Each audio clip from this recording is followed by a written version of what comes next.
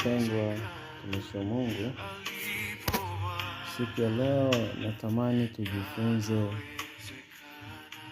kwa habari ya Kaini na Abeli.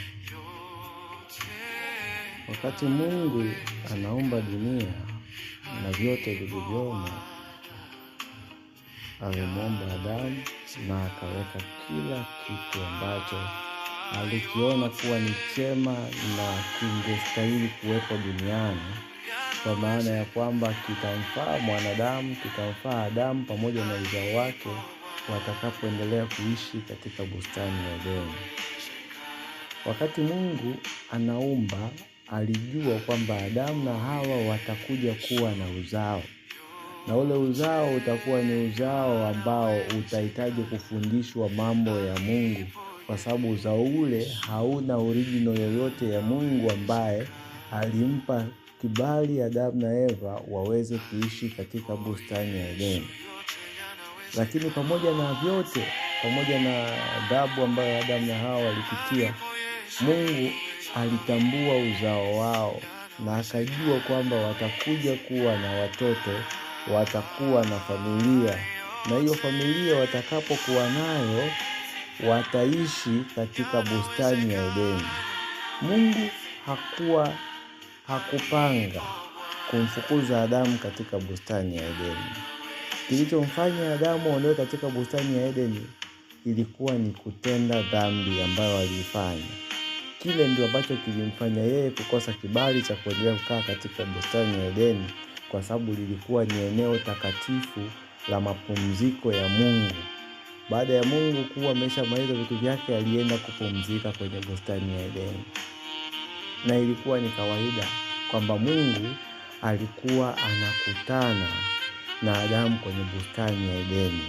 Kwa tafsiri nyingine tunaweza kusema bustani ya Edeni ilitumika kama madhabahu ya kumkutanisha Adamu pamoja na Mungu. Na bustani hii ya Edeni ilikuwa na maajabu mengi, kwa sababu kila kitu kilichomhusu Mungu kilipatikana pale. Kwa hiyo, kwa sababu ilikuwa ni madhabahu takatifu iliyomkutanisha Mungu pamoja na mwanadamu aliyemuumba, Mungu alitamani bustani ya Edeni iwe katika mtindo wa kuvutia, iwe mazingira ambayo yeye ataweza kuzungumza chochote na binadamu anapokuwa katika bustani ya Edeni. Ukisoma katika kitabu cha Mwanzo, ile sura ya kwanza, sura ya 4 mstari wa kwanza, neno la Bwana linasema, Adamu akamjua Hawa mkewe, naye akapata mimba akamzaa Kaini. Akasema, nimepata mtoto mwanaume kwa Bwana. Akaongeza akamzaa ndugu yake Habili. Habili alikuwa mchunga kondoo na Kaini alikuwa mkulima ardhi. Utakaposoma katika mistari hii utagundua Kaini na Habili pamoja walipozaliwa walikuwa tayari wameandaliwa kazi ya kufanya. Sasa kazi ya kufanya, ukisema mkulima pamoja na mchungaji, tunajua katika bustani ya Edeni kulikuwa kuna wanyama, lakini pia kulikuwa kuna sehemu ambapo Adamu alipaswa kulima, na ndio maana Mungu akasema amempa Adamu bustani ya Edeni ili aweze kuilima na kuitunza. Sasa tunapozungumzia uzao wa Adamu tunamaanisha kitu gani? Tunapozungumzia uzao wa Adamu tunamaanisha watoto wawili wa Adamu ambao walizaliwa kila mmoja akiwa na kusudi lake la kufanya na kazi yake ambayo Mungu alimpa kwenda kuitekeleza. Lakini walikuwa wote wakifika mbele za Bwana kwa ajili ya kuonyesha kile ambacho Mungu alikuwa amewapatia. Ndugu yangu, sijui wewe ni kitu gani ambacho Mungu amekupa ambacho unatakiwa umuonyeshe kila wakati. Kuna wakati ambapo Habili alikuwa anapeleka sadaka mbele za Mungu, sadaka ya kitu walichokifanya. Lakini pia Kaini alipeleka sadaka ya kitu walichokifanya. Lakini pia Adamu na yeye alipeleka sadaka ya kitu alichokifanya. Kila mmoja alipeleka sadaka kulingana na shughuli aliyoifanya. Kanisa la leo ni kanisa ambalo limejaliwa kuwa na vipaji vingi vya aina tofauti tofauti. Kanisa la leo ni nyumba ya Adamu ambapo kuna Kaini na Abili. Tumejaliwa kuwa na vipaji vingi tofauti tofauti. Tunavitumiaje hivi vipaji kwa ajili ya kumsogelea Mungu na kuonyesha kwamba sisi ni watu ambao tunatamani kuona Mungu akibadilisha maisha yetu? Tunatumiaje vipaji vyetu kumuonyesha kwamba Mungu, kile ulichotupatia sisi hatukukosea? Leo kuna mtu anaishi akiamini hajui kusudi lake ambalo Mungu amempa. Hiyo kazi unayoifanya ndio kusudi lako la wewe kuwepo duniani. Inawezekana kuna kitu ulitamani kuwa pilot, ulitamani kuwa engineer mkubwa, lakini hujafanikisha hivyo vyote, na leo unafanya kazi ya fundi ujenzi. Unasema kazi ya fundi ujenzi ni kazi ya kimaskini, ni kazi ya watu walioshindwa kusoma, ni kazi ya watu waliofeli. Hapana, hilo ndio kusudi la Mungu kukuumba wewe, kwamba utakapo kuwepo duniani utafanya kazi ya kuwa fundi ujenzi. Utakapokuwa fundi ujenzi utawajengea watu nyumba zao kwa ustadi, utawafanya watu nafsi zao zipumzike waweze kumwabudu Mungu wao katika roho na kweli. Haleluya. Ndugu yangu, unaposikia sauti siku ya leo, fungua moyo wako, mwambie Mungu asante kwa kazi uliyonipatia. Mwambie Mungu asante kwa nafasi aliyokupatia, kwa sababu nafasi hiyo ambayo Mungu amekupatia, kuna watu wanatamani kuwa katika nafasi hiyo, lakini Mungu hakuwapa kibali kuwa katika nafasi hiyo. Kuna mtu leo anaona nafasi ya mtu mwingine ni bora zaidi, na wakati yule mtu mwenye nafasi anaiona nafasi yake kama ni kitu cha kumchosha, ni mzigo mzito. Anafanya kazi kwa kulazimishwa, anafanya kazi kwa kuona kama anachokifanya hakustahili kukifanya. Ndugu yangu, naomba nikuase kwamba unachokifanya ni mapenzi ya Mungu. Mungu ndio aliyeachilia ufanye hicho.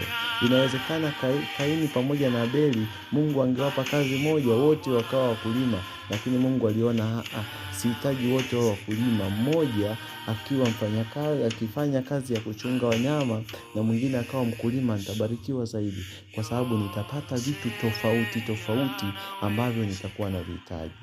Ndugu zangu, kazi tunazozifanya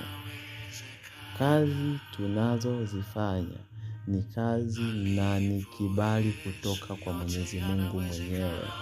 Kuna watu walikuwa na watu wengi wenye uwezo wa kuwaconnect kwenye kazi fulani, na hiyo kazi walitamani na wakaipenda sana, lakini hawakuwa connected kwenye hiyo kazi kwa sababu Mungu hakutaka wao wakafanye kazi ile. Kuna kitu ambacho Mungu amekikusudia kwenye maisha yako, na mimi nakuamini na nataka nikwambie leo kwamba endapo utafungua moyo wako na kumkaribisha Mungu na kumruhusu akupe kibali kwenye biashara unayofanya, Mungu ataenda kufungua na kuhakikishia. Naenda kuhakikishia Mungu ataenda kufungulia. Ni wangapi waliofanya biashara ya kuuza nyanya wakapata nafasi ya kwenda kufanya biashara kwenye mataifa makubwa? Wameuza nyanya kwenye masupermarket makubwa. Ni anafanya biashara ya kuuza nyanya, anamiliki utajiri wa zaidi ya bilioni 1. Anafanya biashara ya kuuza dagaa, anamiliki utajiri wa zaidi ya bilioni 1. Ni kwa sababu amefanya kazi yake kwa uaminifu na Mungu amembariki. Amefanya kazi yake bila kusita kwa namna yoyote. Hajakuwa na kigugumizi kwenye kufanya kazi yake. Leo tumekuwa watu wa kubagua kazi. Unaona kwamba wewe ukiuza mboga za majani unaona ulishindwa. Hapana. Hicho pia ni kiwango ambacho Mungu anakupima. Mungu anatamani kuona kwenye hicho ambacho Mungu amekupatia unawezaje kukifanya kwa kiwango kikubwa. Tukirudi kusoma habari ya Abili pamoja na ndugu yake Kaini, Mungu aliwapatia, kila mmoja alimpa cha kwake. Wakati Kaini anapewa na Abili anapewa, kila mtu alipewa kazi yake, lakini Abili alipenda kazi yake na alithamini. Ilikuwa ni kazi ya mazao, ilikuwa ni kazi ya kuchunga kondoo, lakini alichunga alipenda kazi yake. Umewahi kufikiria kondoo mmoja kuja kuzaa mpaka mwaka uishe? Na wakati mtu wa kilimo kila baada ya miezi, kila msimu anavuna. na anapovuna anapata chakula kingi kiasi cha kwamba ni tofauti kabisa. Huwezi kulinganisha watu wawili. Huyu anayefuga kondoo kanazaliwa bado ni kadogo, kanaanza kulelewa mpaka aje afikie kiwango cha kuona kwamba anaweza sasa naye akafika akazaa. Ni zaidi ya miaka 2 tunazungumzia, au miaka 3, ndio utamuona kondoo sasa kafika katika vile viwango vinavyolipa. Na wakati mtu mwenye kilimo kila msimu ana uwezo wa kuzalisha mazao mazuri, lakini tunamuona Kaini alitengeneza hasira na ndugu yake mpaka Mungu akashangaa. Na ndivyo leo Wakristo wa leo tunafanya. Unamuona Mungu amempa mtu nafasi, mtu amepewa nafasi, labda ni mkurugenzi, ni kiongozi serikalini, anafanya kitu gani, au mtu ni mfanyabiashara mkubwa, unaingia unasema, Bwana, mimi nataka nifanye biashara kubwa ya nguo. Na wakati wewe ulikuwa unafanya shughuli yako ya dagaa, Mungu anakusudi na shughuli yako ya dagaa. Kwa nini? Tutakapofika ndani ya wiki hii nataka nikufundishe pia biashara ambayo umeishaifanya muda mrefu. Ni biashara ambayo inakupa fursa zaidi kuliko biashara utakayoenda kuianza upya. Hata kama biashara unaenda kwenda kuianza upya ikiwa na faida kubwa sana, biashara uliyoifanya muda mrefu ni biashara ambayo inaweza kukupa faida nyingi sana. Hili ni somo la siku nyingine nitakufundisha. Lakini leo nataka nikwambie, unachokifanya sio cha kwako, ni mpango wa Mungu. Na kwa sababu ni mpango wa Mungu, ninaamini kwamba Mungu atakufanikisha na utafanikiwa. Naomba nikuombee. Naamini kwamba Mungu ataenda kufungulia milango. Naomba nikuombee. Baba, katika jina la Yesu Kristo wa Nazareti, tazama mjoli wako huyu ambaye ameamua kuchukua muda wake kusikiliza sauti hii, kusikiliza neno hili ambalo Mungu umenipa kibali kumfundisha siku ya leo.